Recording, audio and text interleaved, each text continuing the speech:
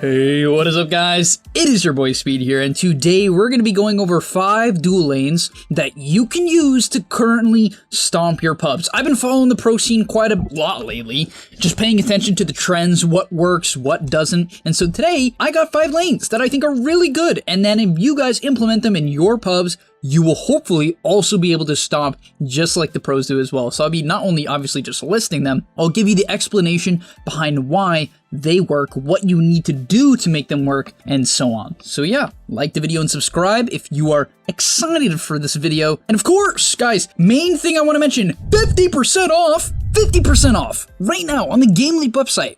That is literally half off. You understand how insane that is? Half off right now on the GameLeap website for thousands and thousands of guides. By the way, I post every single day. You guys probably know that by now, a lot of you, but if you're new here, welcome. If you don't know about the GameLeap website, all the content we post is not here on YouTube. A lot of it is also over on the website, and it is new, exclusive content on very cool topics. A lot of things that I know will apply to you guys. I've listed some awesome videos recently that we're making. I also just made a full Medusa course. I mean, there's so many things coming to the website that I'm excited to share with you. So for 50% off, click the link down below right now, go sign up, and I hope to see you guys there because I really do believe if you click that link and sign up, you're going to learn so much and gain MMR very quickly. Now, let's get into the video. Alright, so first things first, and at number 1, we have BLOODSEEKER CLOCKWERK. Now, funny enough, I forgot to mention this in my GameLeap advertisement, I guess whatever you'll call it.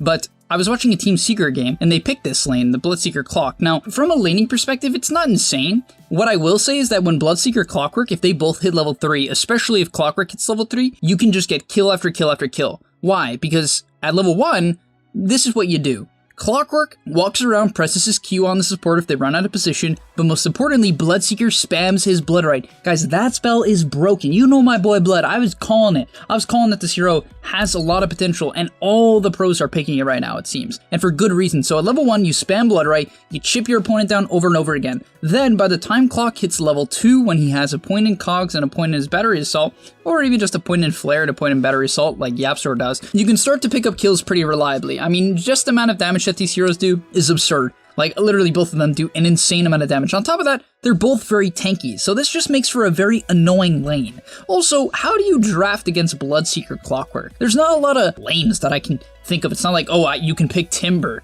because you have Blood Right and Battery Assault. It's not like, oh, you can pick DROW. Well, if they position correctly and Clock gets on top of her, she dies, right? There's so many ways to play around all of the matchups with this lane that is very versatile. And now, the reason why I also love this lane is their ability to have synergy in the mid game. It is so strong. Think about this, guys. Really try to visualize this in your head. If a Clock hooks someone in the middle of a team fight, let's say it's a DROW, and the Oracle wants to save them, or the Dazzle wants to save them, or the Omni Knight wants to, you know, Heavenly Grace them, whatever it is, or even if their team just wants to back them up in any regard, but you put down a Blood Right that is going to clip the DROW on the front, and then zone out the enemy team in the back. It's so hard to play against that, because either they initiate and get silenced, or they don't, and the DROW is abandoned.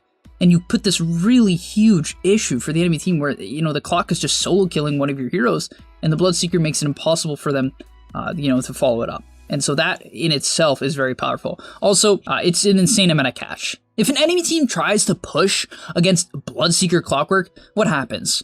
1 Blood Right, 1 Rocket Flare, and if they try to run away, Rupture Hookshot, and they're done for. So not only is it hard to farm against BLOODSEEKER CLOCKWERK because they can always gank you, but it's also insanely hard to push towers, as they have 2 ways of keeping you in place, and brutal ways. It's not like, it's Tombstone, just gotta walk away from the zombies, like, no, you're stuck. Alright, coming in at number 2, we have Undying and DROW. And funny enough, really funny actually, I took these both from a Team Secret game, and they were actually playing BLOODSEEKER CLOCKWERK against the Undying and DROW. And now I think if the Undying DROW lane wasn't against BLOODSEEKER CLOCKWERK, which, as I mentioned, is pretty dang insane, they would have crushed. And in your typical pub, you will crush. Why do I say that?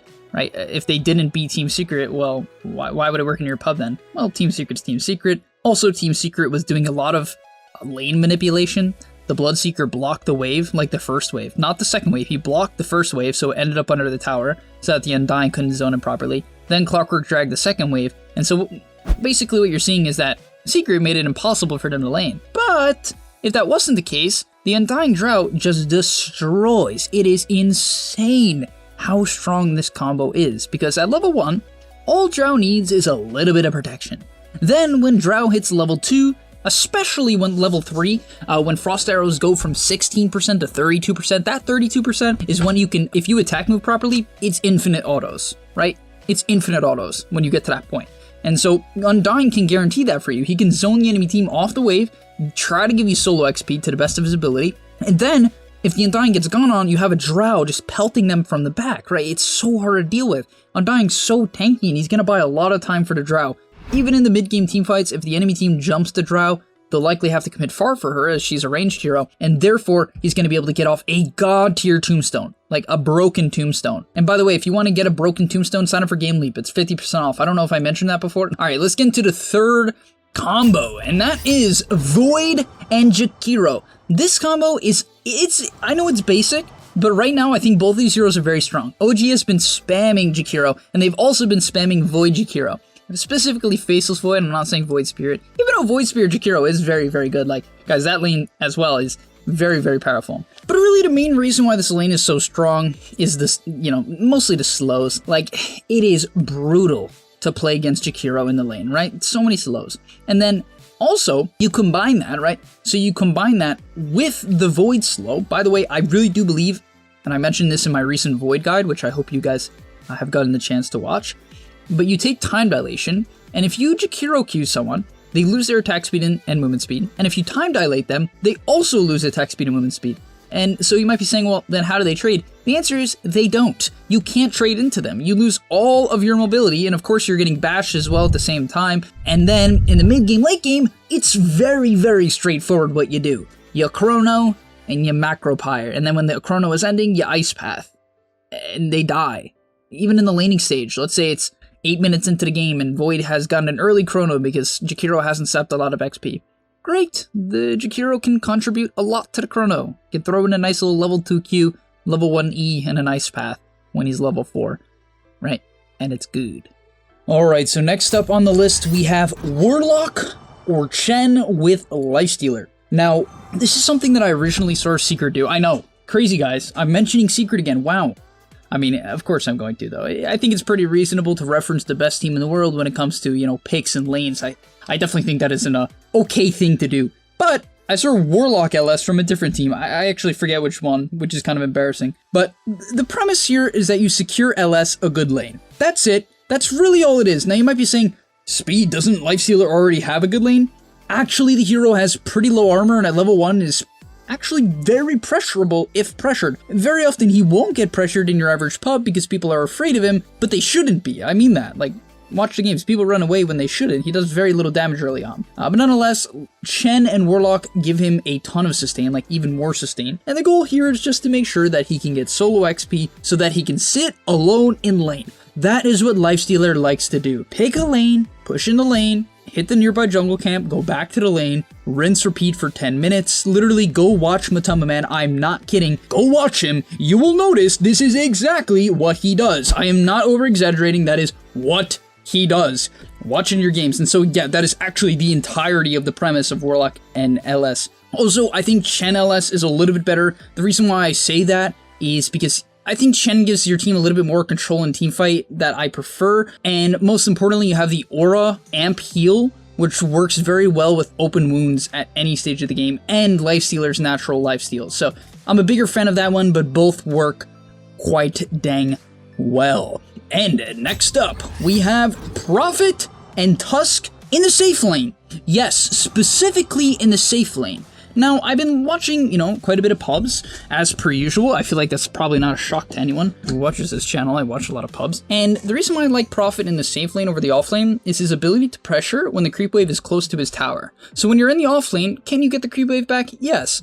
But it's a little bit harder, right? It's much, much easier for the enemy team to pull the small camp. The wave naturally starts under the tower. It's just not that good for pressuring people. But if they have to start all the way under your tier 1 and you're playing Prophet, not only can you never get dove, you can't get Trilene, you can't get gone on because you're under your tower, you also can pound people with your Treants. And then you add a Tusk onto that and you can kill anybody in sight as long as they don't have some sort of like disengage, right? I guess if they're playing like PL or Puck and they can get away from tag team and shards and snowball, it's not that good of a lane. You still can pressure them outside of it, absolutely. It's not like, oh, just because they have mobility you can't pressure them. You can, but still, keep in mind that this lane, when you get an advantage, is brutal. Buy a Blightstone on the Nature's Prophet, and what you enable yourself to do in your lane to do is level up tag team and just bop people to death. It is brutal lane against. There's almost no heroes that can deal with it. Even a CLOCKWERK. I would say this is a lane where CLOCKWERK would just struggle, because normally the hero battery assaults and just kills anyone he sees, but against Prophet and Tusk, not only do you have Snowball, so if he actually cogs you or tries to battery assault, you can snowball away or just snowball to delay.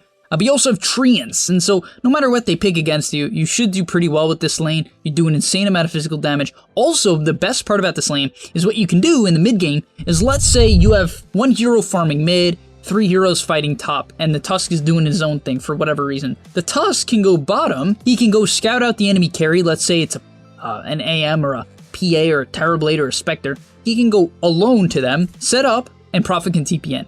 And now, of course, you could apply that to any other setup hero. Spearbreaker, CLOCKWERK, they're all good with Prophet, but Tusk, because he is the example, is a good example, and he provides a lot of lockdown. You have Snowball into the punch, shards as well to keep them in place, and the tag team allows Prophet to guarantee any sort of kill. And yeah, that's gonna be about all for today's video. I hope you guys enjoyed. If you did, please do smash the like button and subscribe to the channel. By the way, let me know in the comment section down below what video you want to see next. I recently asked my Twitter this, and I got a ton of great ideas, many of which I'll be using, so if you did comment on my Twitter, I appreciate that. But yeah, if you don't have Twitter or you didn't do that, just comment it here on this YouTube channel. I love getting video ideas from you guys. After all, there has not been a patch for like 2 months, a good patch, I should say, in 2 months, almost more than 2 months now. And so I'm ecstatic to hopefully use some of your new and interesting ideas. Also, Guess the Rank will likely be tomorrow. So I'll see you guys in the next one, and peace. Before you leave, just want to say a quick message. If you're trying to get better at Dota or you just enjoyed that video, I know this is pretty general and you're going to hear this quite a bit from me, but I recommend you sign up to GAMELEAP.com. Why? Because I put a lot of effort into the content over there, and generally the effort I do there is different from the content you're going to see here on YouTube. It is different. In fact, I usually go a lot more in depth on topics or into niche topics that help you get to the next level even faster. Because on YouTube, I often have to keep it more mainstream, and that's even why I'm putting it at the end of this YouTube video. That's why this is at the end, because a lot of people just watch 5 minutes, they skip through just for like the dopamine spike. But if you are interested in actually getting better at Dota, I recommend you go to the description down below, get your discount right now by clicking the link, sign up, use the discount code that you're going to see there, and I hope to see you there right now. So click it, and yeah, thanks for watching.